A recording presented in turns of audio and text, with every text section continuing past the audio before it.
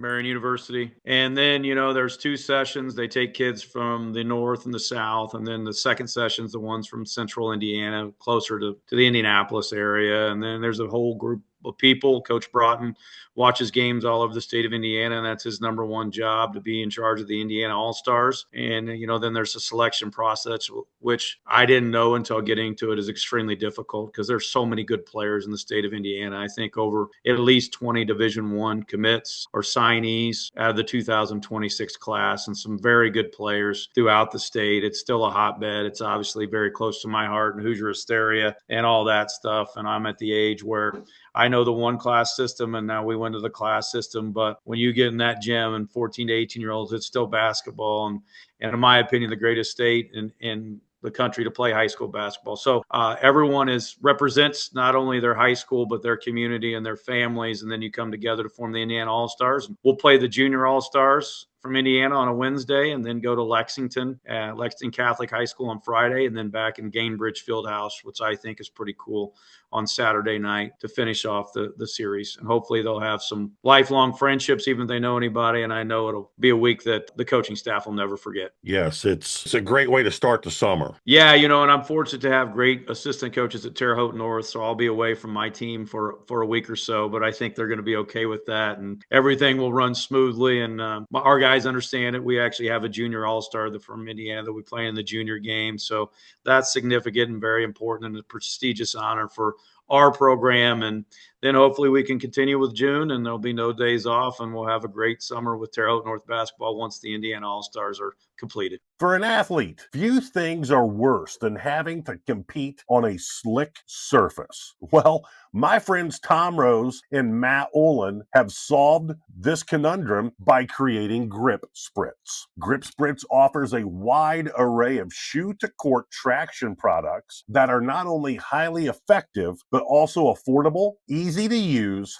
and easy to transport. It's no wonder Grip Spritz has become the official traction solution for the Ohio High School Basketball Coaches Association and the National High School Basketball Coaches Association. Take it from me, if the OHSBCA and the NHSBCA are making Grip Spritz their official court cleaning product, Grip Spritz simply has to be the best on the market. So tell us about your roster. Yeah, it's a pretty impressive roster. Like I mentioned, it's very difficult to comb through. So much talent in the state of Indiana. But Luke Earl was named Mr. Basketball. He's from Mount Vernon. Had a very storied career at Mount Vernon. They won the 4A state championship here in the state of Indiana. Dikembe Shaw, he's going to Purdue. Dikembe Shaw is from Crown Point. He's going to UIC, another talented inside and out play. Both of those guys were junior all-stars, really good kids, competitors. Noah Smith from Plainfield, had the opportunity to coach against him several times. He's going to DePaul, had an excellent senior season. Dane Caldwell for Silver Creek, 6'9", 6'10", very athletic. Silver Creek was one of the best 3A teams in the state, actually probably one of the best teams in the state, and he's versatile to play inside and out. He's going to Richmond, and Barron Walker from Noblesville is going to Butler, a very strong, steady point guard, can handle the ball. He can shoot it.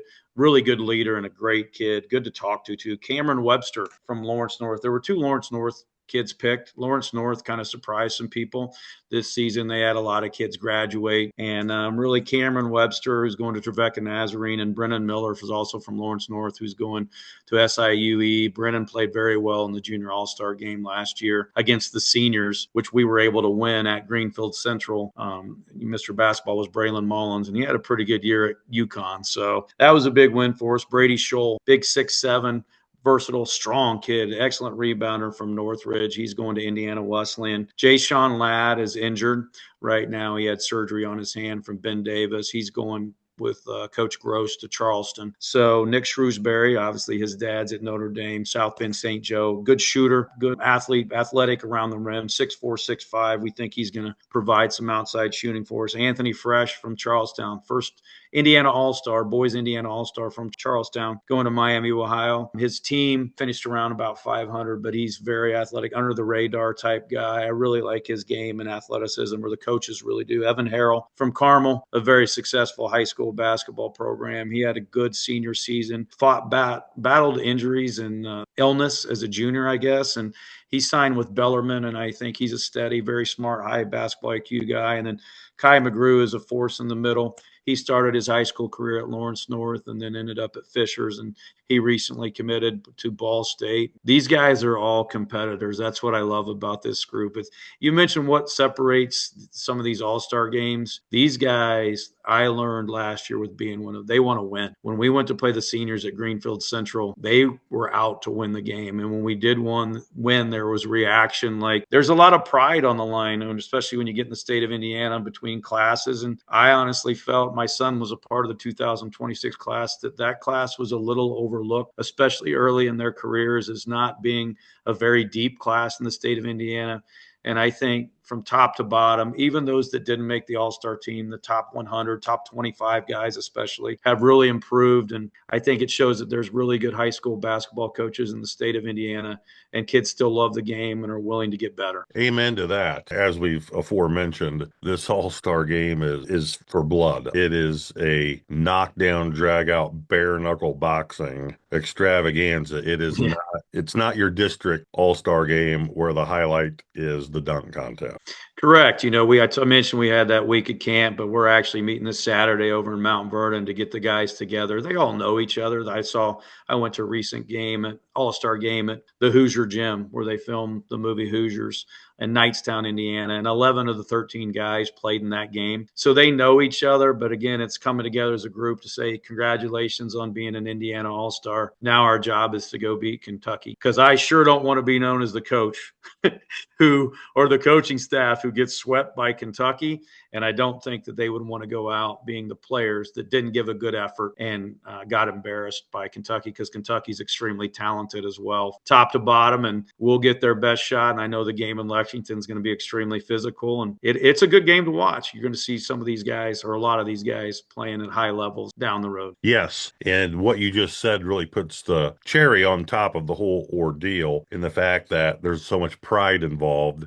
Nobody wants to come out of this ordeal being swept by Kentucky. Yeah, Coach Broughton made that perfectly clear when he told me that he was interested in selecting me as the Indiana All-Star coach. I was very humbled, and it's one of those great moments, well, congratulations. Now the expectation is you're going to win. So we were right down to business as soon as that, and I think that's the approach that we're going to take with our players. But with Luke Ertl committing to playing in the series and being the Mr. Basketball, and the way that he conducts himself, not only on the court, but in practice through every drill, as Coach Bradburn has mentioned. He said, Coach Bradburn told me at the state coaches clinics, he is like that every day. And that's what separates the great players from the good players, or even the mediocre, their approach every day. And because of that, he elevates the level of play of all these other guys who are really, really good players. But with him, driving that force, then everybody elevates their game. And I went back this last week and actually watched our 2 games last year against the Kentucky Junior All-Stars at the time, and also the game against the seniors. And it was still fun to watch. I mean, these guys are high-level players. They make good reads. It's the closest that they will get, because the 20-minute halves and shot clock, to getting ready to play in college in the under 4 timeouts. So for me, I don't know if I'll ever be in the college game, but for our coaches too, it'll be the closest thing that we have to coaching a college basketball game. Well said. I never thought of it like that, but you are exactly right. It's, you're Captain Indiana right now. Yeah, and I'm relying heavily on these assistant coaches, because they're really good ones too. So I think Coach Bradburn may have a quick hitter or two for Luke Ertl out of a timeout, and we're going to utilize that play. I can promise you that, because that's a pretty high percentage option, I would say, him making the read. I think that's the smartest thing I've heard in a long time. Yeah.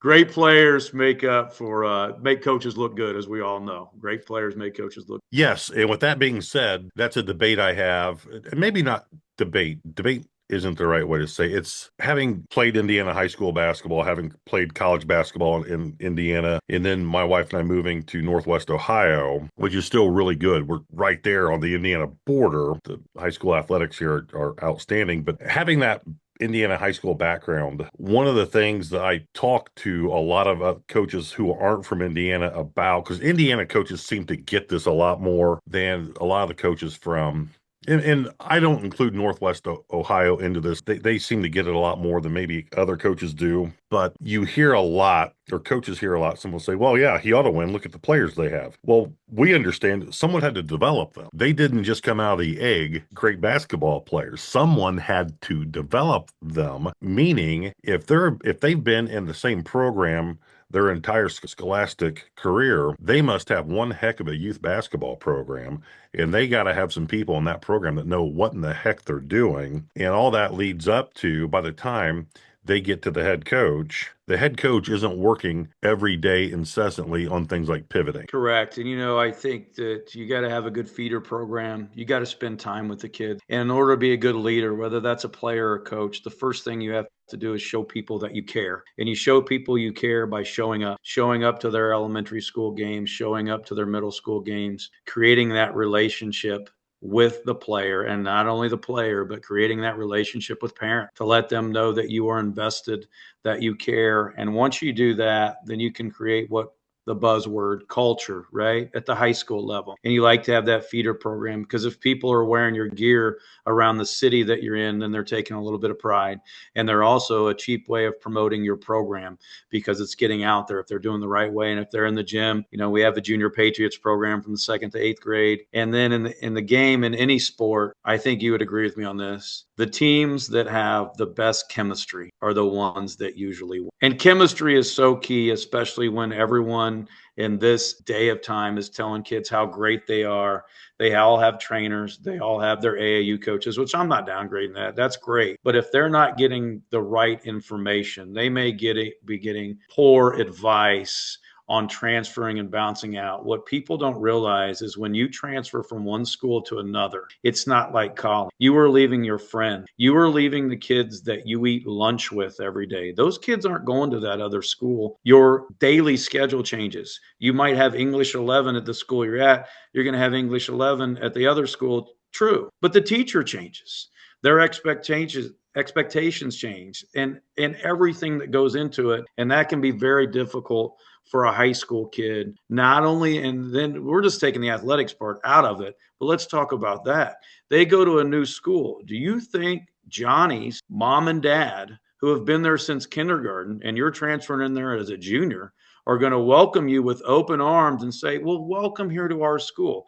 Please come in now and take Johnny's time because you're better than him. So then it creates a lot of problems for everyone involved. So I just think skill is great and you have to be able to play, but chemistry is just so key to anyone's success in whatever sport or business or whatever you're doing. Well said. To piggyback off of what you just said, I read in Forbes in the last couple of years, and I think we posted it in our newsletter. We have a newsletter named In Ted's Honor that goes out. Mm-hmm. Oh, you get that? Yep. Oh, good. Okay. And the number 3 most stressful thing in a lifetime is switching schools. Yeah, I agree. We actually had a couple kids leave and they weren't gone very long and they came back, because I don't think it's very easy as coaches. We always say this as adults too, but sometimes we make decisions based on emotion without really consulting the right people or thinking this thing through. And I think it's a good life lesson that the grass isn't always greener on the other side.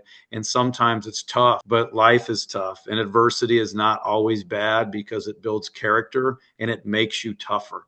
And then the reward, we had a group of kids this past season, which you've already talked about our season, but they stuck it out. They waited for their opportunity. And for some of them, it didn't come until their junior year when they could have gone to other places. And for some of them, our 6, 7, and 8 guy, we had 8-guy rotation, 5 guys that almost averaged double figures. They could average more points and maybe got more notoriety, or college coaches could see them. But in my mind, college coaches still want kids that come from winning programs and know how to win. And I like when college coaches still tell the high school kids that. But our 6, 7, and 8 guys sacrificed. They not only assumed their role, but they accepted it. And then they played well in that role because they weren't disgruntled. And then we had a lot of fun. And that's what athletics should always be about. It doesn't always work out that way. And when it doesn't, it's miserable. But if anybody was listening, if you can get a group of kids that will be willing to do that, then you can be successful and it's a lot of fun. Indeed. Well said. Going back to what you said about chemistry, when you have a group of players who have played together for a long time, one of the things that has been brushed to the side in the modern scope of athletics is taking care of each other. You've got a group of guys who have been around each other and played for a long, long time. They know how to take care of each other. And I don't think there's a dollar amount that can be placed on that. Yeah, that's very well said by you. We had, I'm just referring to the team that I had last year and the successful teams that you have. They generally care about each other, not only on the court, but off the court. And that is the beautiful thing about athletics. One of the other things that I really enjoy. We take a group of kids that come from different backgrounds, that have different upbringings, that have different things that have happened to them in their lives, and we bring them together in between the line and say that you have to be one and focus as one. And to watch them grow, it doesn't necessarily happen immediately. We had some guys that didn't get along on the court when they were soft. But as you mentioned, when you're together for a longer period of time and those relationships are cultivated in the right way and you spend time away from the court, you realize, hey man, maybe this guy, he's not a bad dude. He's pretty good. He's a lot more like me than I would think that he would be. And then when you put that name on the front of your jersey and you play for something more than yourself. And the beautiful part, I love the game of basketball because if you win a championship, every single person gets on that ladder and they cut down the piece of the net. So you have that team moment like we do in other team sports where you're holding the trophy, but you also have that individual moment for the sacrifices that you made where you get to go up there and cut down the net and your family gets to take that picture. And then you get the cheerleaders involved and then the communities involved. And in the state of Indiana, Coach, we had a police escort from the county line all the way back to the high school. And just talking about it gives me goosebumps because those are things that they'll remember for the rest of their lives. And even at a big school, it's often referred to like small town stuff, but at a bigger school, if you're doing the right things and you get the student body involved, it can be really special. If you're looking for an easy and affordable way to purchase all of your sporting good needs, look no further than Game One, located in Swanton, Ohio. I've worked with LJ Archambault for 20 years, and I have never worked with a more honest, punctual, and detail-oriented sporting goods salesman. I coached for nearly 3 decades and in 2 different states, and have never worked with a better organization than Game One, and more importantly, a better person than LJ Archambault. It's always game on at Game One. Well, there's no two ways about it, none at all. One of the things about Indiana high school basketball that I think is so special, you can be in a gym, 2 high schools that have 600 students in each school, so 300 boys roughly in each building, and the gym is packed full of 4,000 people, and neither team has a winning record. Yeah, the sectional in the state of Indiana, the sectional at Lagodi this year, I was following it on my phone. You may have seen it too, but opening night, there's 4,000 to 5,000 people there. And the place is packed. Not only is it great just for the communities, but those kids, they may not remember every play in the game, but they will remember how they felt running out, playing in front of all those people. And, that's what grows young men in our game young boys into young men in our game, to be put in that pressure situation. I always tell our guys, if you've played basketball at Terre Haute North and we play at the highest level or up to our standards, then when you go in for your first job, you should feel extremely confident that even though the person next to you has the same qualifications, you've been through enough stressful situation and you have prepared for this opportunity to take advantage of it and go win the job. Yes, that's why diamonds are made out of pressure. Yes, they are. And sometimes pressure bursts pipes too. Yes. And, going off of what you're saying again, another thing to just piggyback off of that, when you watch a team who's been together for a long time and they genuinely care about each other, someone makes the big 3-point shot and that player doesn't stick 3 fingers up in the air and turn around and look at the student section. He points at the person who set the screen for him or the person who made the pass, or most of the time both people. And on the next time out, the kid who shot the ball and made the big basket is the one giving someone else a hug, either the passer or the screener or both. And in today's climate, that is rare air, because it is 100% in vogue to turn around and look at the student section, stick 3 fingers up, or hand gesture, whatever. But when I watch really well-coached teams, high school level players who have played together for a long period of time, I don't see that. I see them celebrating the person who assisted or assisted to the assist, a hockey assist, if you will, the basket. Yeah, and I think that you got to give credit to your teammates. And we have a class on that, even when the media sticks a microphone in your face, because they're going to ask you to talk about your game, and just to educate kids on that, and so that they understand that. And not only do they understand it, but they believe in that. We had a couple situations where we got carried away and maybe looked in we did look in the student section and do the things that you're talking about.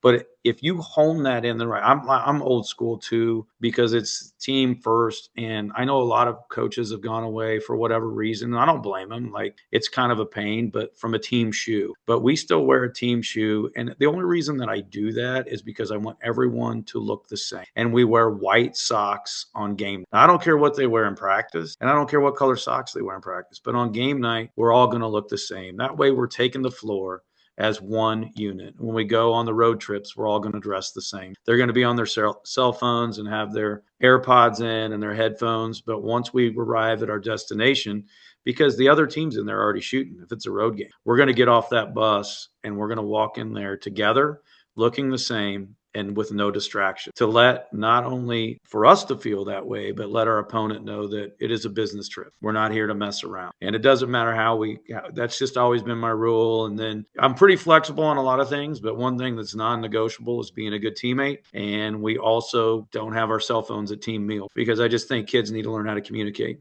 They can communicate behind a screen and Snapchat and all that stuff. They're great at that. They're fantastic. I have no idea what they're doing. But when you're looking someone in the eye, then you need to learn how to communicate in that way, because to me, that's the genuine human emotion, and how you feel, how people react to what you say, and how they hear or perceive what you say, and how you learn how to be an adult. Couldn't agree more. Matter of fact, as you mentioned, I have goosebumps now. I love it. That's how I did things, which doesn't matter, but it matters. Well, the Insta-Google Snap tweet culture needs coaches like you who also balance that out with, okay, this isn't time for Insta-Google Snap tweet. Correct. And what you said about walking into the building a certain way, I don't care where you're at, people who know want to see uniformity, and they get off on that. That is something that makes people notice you. In Rustbelt basketball, we talk a lot about great separator, and every coach needs to be not only with himself, but also teaching with his players. What is your great separator from a player standpoint to a coaching standpoint to a team standpoint?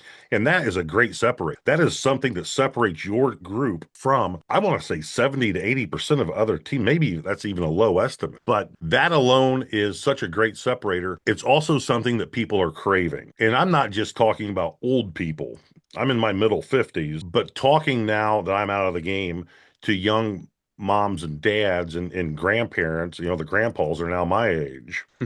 I get it. Right. And those are things they still want to see. They notice those things. It's the old adage. And Jim Irwin told me this when I got my first head coaching job, and I never forgot it. And whenever I consult with a younger coach or a coach who needs help with something, this is one of the first things I say. The old guys who have been season ticket holders in your gym since Abe Lincoln was president, when they meet at Waffle House or the mom and pop coffee shop on Saturday morning at 6:30 a.m., what do you want them to say about your program? And, that's a huge animal, and it's super hard. And I know I'm telling you an ice cube's cold or there's water at the bottom of the ocean, but it is super hard to get positive reinforcement from people who watch what we do, because it's super easy to bring out every negative thing everyone sees. But if you can get a majority of those guys who, when they talk to someone at the gas station, what they say matters in that community. Those guys who have been affiliated with the basketball program for forever, and they say, man, those guys are just flat hard to beat. They're tough. They look the right way. They play the right way. I can't wait for tonight's game versus Kokomo or whoever. And that's one of the things that gets the ball rolling.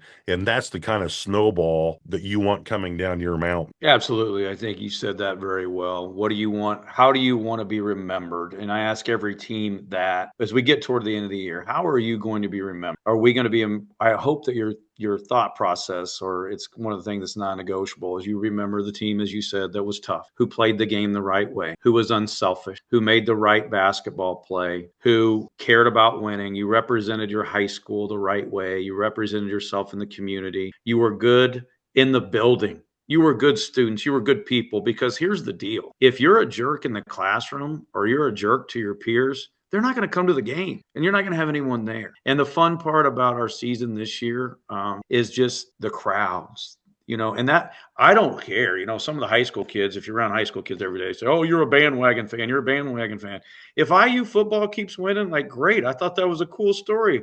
I'm old enough, like, I could walk into an IU football game when I was in college for free. But their success, and then more people start coming to the game, and you get the student section gets packed, and then your teachers start coming to the games, and then people in the community, the coffee shop people are talking about, wow, Terre Haute North's got a pretty good team this year. We need to get out there and support them. Everyone likes a winner, and that's just the way that it goes. And the more the merrier. Keep coming, keep coming, keep coming, because that helps with our youth program. And it just makes everybody also feel good. There's a lot. I tell our high school guys, we don't know the things that people are going through. It could be addiction. It could be money issues. It could be losing a job, divorce. People are going through some rough things. It could be some mental illness. But if they come to a high school basketball game for an hour and a half or 2 hours, at 14 to 18 years old, you have the ability to take their mind off of all that and to give them some joy in their day. And that is a tremendous responsibility, but it is also something you should take pride in. And it's a huge honor to be able to do that and represent your. Well said. Going back to what you said about the classroom or the school by and large, nobody wants to be around teacher killers. People are drawn to good school citizenship. That'll never change. No. And the other thing with that being said is winning, as you said, is premier. It's something that keeps you having everything on your kitchen table except peanut butter, unless you want to have peanut butter. Except hair, coach, too. Don't forget about hair. Yeah. Well, I'm in that boat too. I'm follically challenged, but when you do things the right way and you win, that's huge, because now your athletic director or your principal, your vice principal, your superintendent, your board of education members, when they are behind you, that is something, again, and I know I'm telling you that there's water at the bottom of the ocean. Man, that's hard. That if you don't have that, that's a tough pill to swallow. Right. And I've been on the other end of that spectrum too, and we all have. And it makes the job more difficult. It also puts, maybe we don't think so, but it puts a lot of pressure on the coach to keep things together. And when things are rolling, it's just so nice, because you can feel that support, and any issue that may arise this season, whether it's playing time or something like that, that they have your back, and a supportive administration is just great. And, I'm fortunate to have a principal who has an athletic mind, who's a former athlete, and, athletic director who supports the boys basketball, all our programs, but just people in the community too, that really buy into Terre Haute North basketball. So that makes it fun. Wabash Valley Athletic Association is another group. We had to go play the semi-state at Newcastle, which is, the world's largest high school gym. Really cool experience. I wish we could stay there longer. The last 2 years, we've been there for the morning game and then on the bus home. We'd like to play in the night game, but we're going to play in the Hall of Fame Classic in December. We got selected to play in that. So it's awesome honor, and we're guaranteed 2 games. So we will play an evening game in the Hall of Fame Classic, but, just to get support, to take a charter bus to that and to help out with hotel room. Again, experiences outside of the lines that those kids have earned and that they will remember for the rest of their lives if they don't go on to play after high school. Well said. Well said.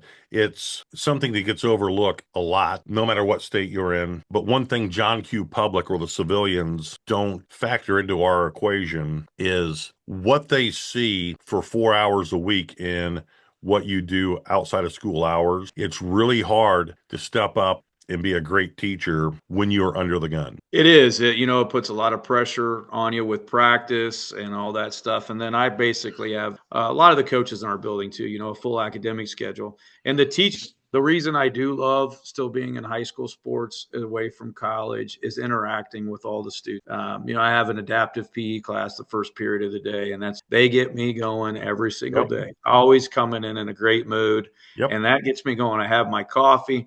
We dance. They are always happy. And, it's my favorite class. I like other students too. Don't get me wrong. No, I get you. But, yeah. And so I like the interaction, and it also gives me some downtime away from basketball. And then I can go back to basketball during my planning period and get my planning periods at the end of the day. So then I can get my mind going and getting ready for practice. But I have that break, and my guys probably need a break. My athletes need a break from me, and I need a break from them too, to have some of the other students in class. And plus it gets me out there into the school. I like going to the cafeteria and just talking to kids and see how they're doing and hoping that they're going to be successful once they leave Terre Haute North, and trying to talk them into coming to the basketball game on Friday. Absolutely. My grandfather was a Indiana high school head coach and biology teacher and World War II vet. And the first thing he told me when I got my first head coaching job was it was something I didn't anticipate. I thought it was going to be X's and O's or whatever, but he said, hey, now you're in the light. And the number one thing you've got to do now that you're in the life, and those old Indiana high school basketball coaches called being a head coach in Indiana being in the light. Now that you're in the light, you got to start building your own infantry. And I didn't really understand it. I said,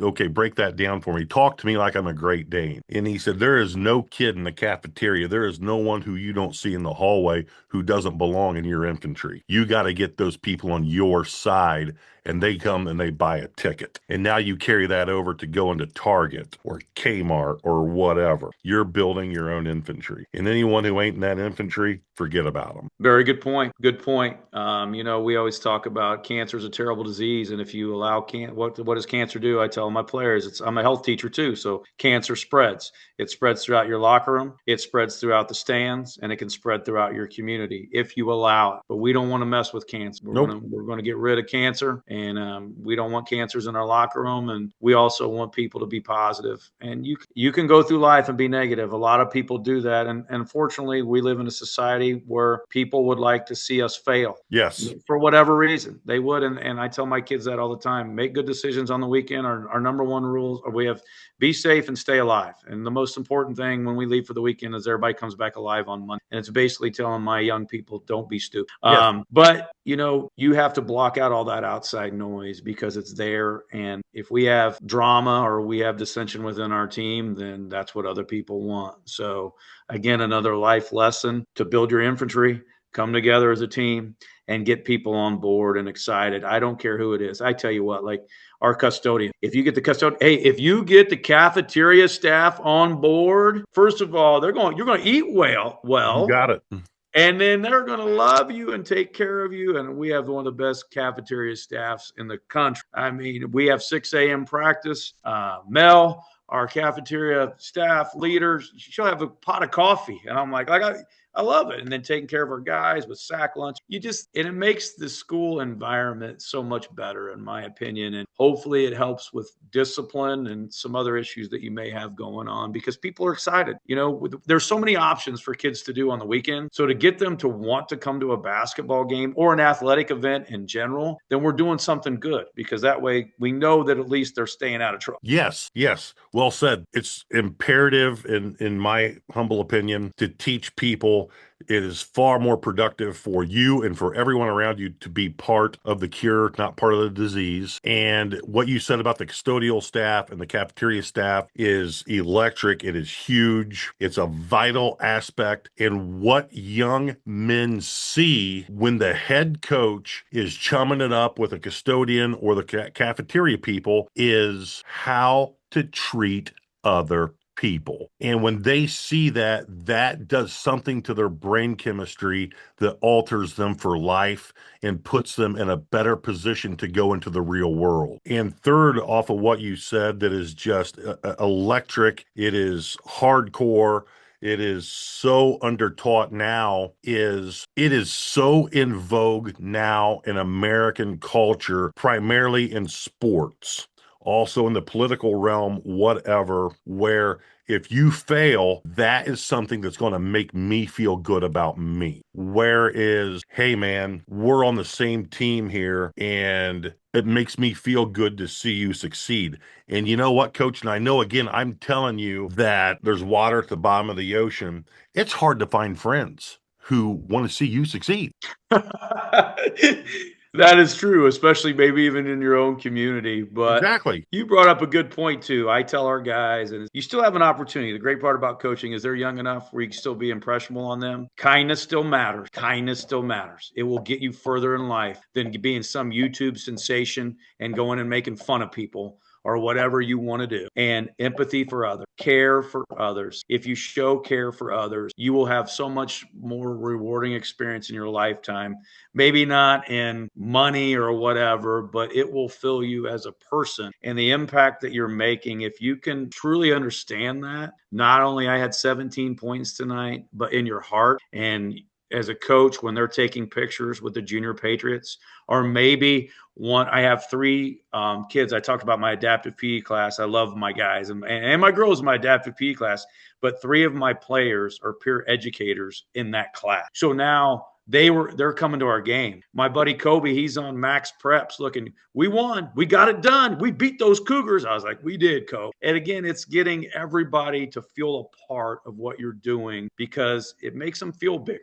And even no matter what they're going through, the impact of sports can still be great, in my opinion, if you're doing it the right way and not bringing attention to yourself, but bringing attention to your teammates and others, and saying, I'm not representing me, I'm representing all of you out there who believe in us and this community, that it can be done here, and we're going to do something special for all of you. Absolutely. When a young man who plays on the basketball team, football team, whatever, walks into an adaptive PE class and the kids in that classroom go crazy and hug them, and it's because, as you already aforementioned, people won't remember a lot of things that you did or said, but they will remember how you made them feel. And it's no different than the point guard on the basketball team or whoever walking down the hallway and see some poor kid who doesn't have the most in vogue tennis shoes or clothing, whatever. Because, high school kids are vicious. And yes, they are. He sees a kid getting picked on, and he goes over to that kid and says, hey, man, I got where are we going? What class you got? Where are we going? You got what you need. Okay, let's go. I got you. And that's how you build your infantry. And that kid who will someday be somebody, because he's probably a rocket scientist and yes, but you just made an impression on that kid that, hey, and it goes back to the one of the top 5 words in our language that still means something, and it's trust. So, man, I can sit here and talk to you about this stuff all night, and I'm not going to, because I will kill your evening, and you are as busy could get, and I don't want to deflate your evening, but man, have I enjoyed this conversation, and I am so thankful for you giving us your time to talk to us. This has been outstanding. Coach, thank you so much. I'm so grateful for you having me on. You do great stuff. I enjoy listening to all the people that are on here and the conversations that you have. And coaching business is like anything else. We have relationships. We have relationships with our players. I'm thankful for my relationship with you and the other coaches out there, because it's a big fraternity, and that's what keeps me going. You have a rough day. There are no bad days in life. Some are just better than others, and we have those days in coaching as well. But conversations like tonight make it well worthwhile, and it's why I love what I do. Yes, well, I appreciate you as well, Coach. And